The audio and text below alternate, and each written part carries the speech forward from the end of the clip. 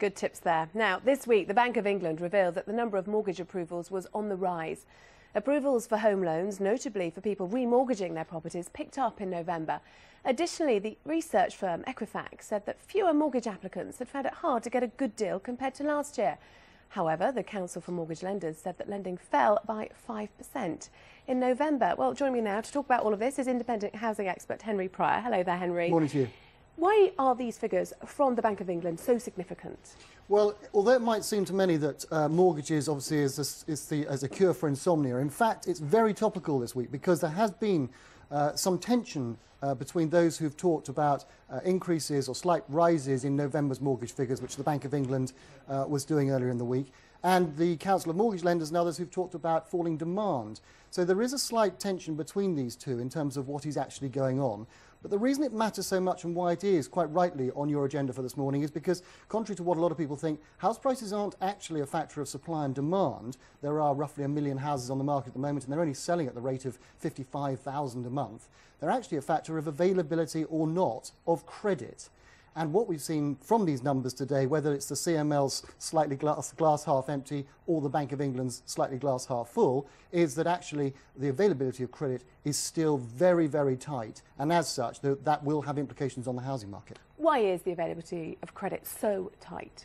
Well, for a variety of reasons, but principally because as Housing Minister Grant Shapps started the debate, or opened the debate last weekend, and in fact Prime Minister David Cameron has continued it through this week, there is concern in political circles about rising and falling the volatility of house prices.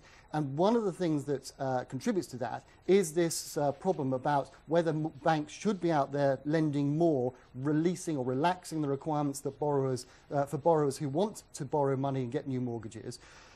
And they have to measure that or balance that with the state's intervention through the banking crisis and the fact that we as taxpayers now have a significant stake and interest in these banks, and we therefore wish to be slightly more cautious perhaps about who these banks are lending to, so that we don't repeat the errors of 2006, 2007 and then the banking crisis of 2008.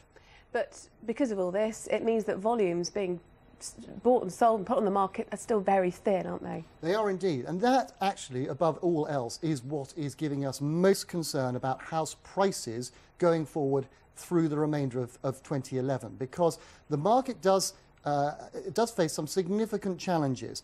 Fundamentally, this problem with the supply of credit, this problem of new mortgages, which for those who've got money isn't actually a problem. We've seen a fall just of 2% roughly of those who want to borrow roughly £750,000 or more to buy a house, but a staggering 71% fall in the number of mortgages for those who want to borrow to buy houses up to £125,000. So if you've got money, then frankly lenders will lend you more, but you probably don't need it. If you do need the money because you haven't got it, well, you're going to be finding it very, very difficult.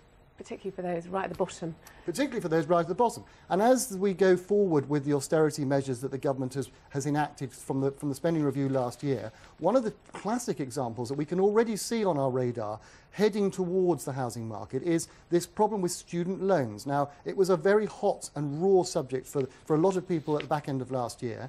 We can see going forward that people, instead of saving to put down a significant deposit, which is what you have to do these days in order to get on the housing ladder, people are going to be paying down their student loans. That, of course, is going to impact on the market. The average age that we learnt last week, at the beginning of the week, of 37 now being the average age of a first-time buyer, can only creep up, which is going to put yet further pressure on the housing market. It'll make for a very interesting year. Absolutely. Well, Henry Pryor, thanks very much for coming in today.